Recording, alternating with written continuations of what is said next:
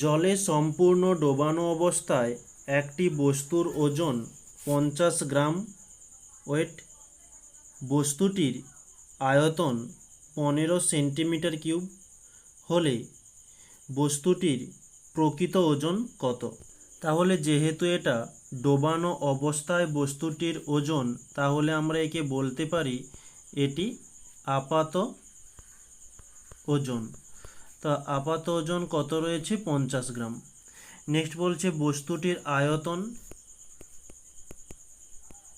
আয়তন হয়েছে 15 centimetre cube. ওকে, তো বলছে প্রকৃত ওজন, প্রকৃত ওজন সমান জিজ্ঞাসা চিহ্ন। আমরা এখানে যে সমীকরণটি ব্যবহার করব, যে আপাত ওজন সমান প্রকৃত ওজন মাইনাস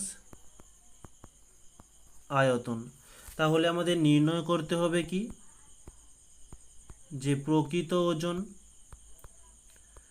সমান হয়ে যাবে আপাত